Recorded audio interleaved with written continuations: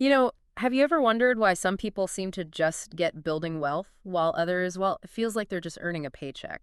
Yeah, it's a common question, isn't it? Totally.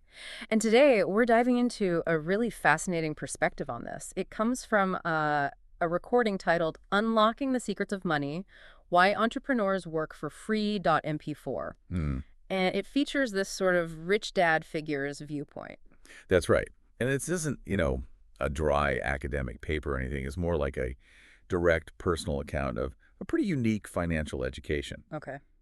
Our mission today, really, is to understand this rich dad's approach, which is, well, unconventional, especially this idea about why he thought entrepreneurs essentially work for free. Right, work for free. That definitely catches your attention. So let's start with the core distinction he made. Okay. He basically argued that an entrepreneur has to understand money to survive. Like it's Well, non-negotiable. exactly. It's sink or swim. If they don't get money, the venture probably isn't going to last very long. Whereas for an employee, Yeah. it's different. That was his view. He contrasted it sharply. Employees, he thought, often don't feel that same uh, urgent need for deep financial literacy. Why not? Well, the idea is they tend to rely more on the structure around them, the company, maybe the government, for financial guidance, pensions, benefits, that kind of security. Ah, Uh, okay. So it's about the perceived safety net, maybe. Precisely. He suggested the inherent risk in starting your own thing forces entrepreneurs into a different kind of financial learning curve, a much steeper one, perhaps. That leads us to this really counterintuitive part of the story we heard in the recording. Big addition, yeah. Yeah, the condition.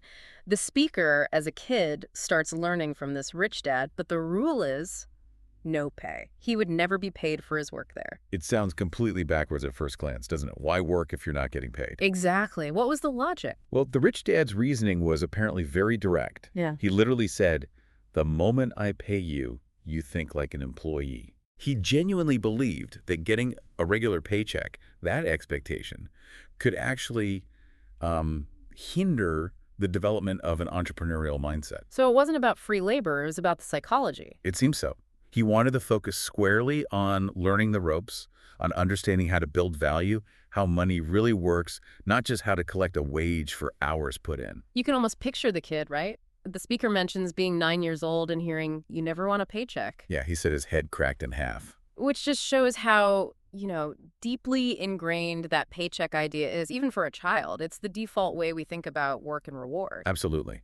It really highlights how radical this rich dad's teaching method was.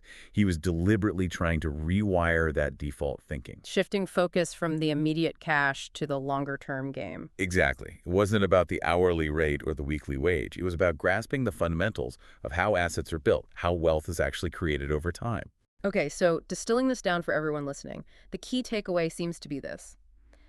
Maybe true entrepreneurial thinking involves a different relationship with immediate pay. hmm Less focus on the instant reward. Yeah, prioritizing, building something valuable, hmm creating assets that can generate wealth later, rather than just swapping time for money right now. Precisely.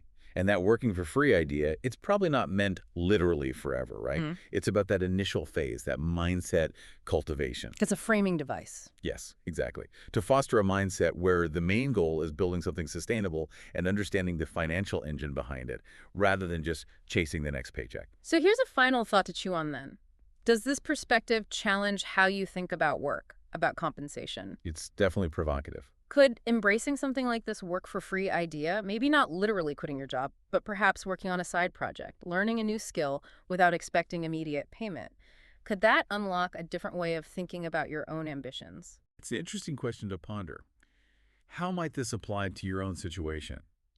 It certainly invites exploring different paths to, well, building something meaningful.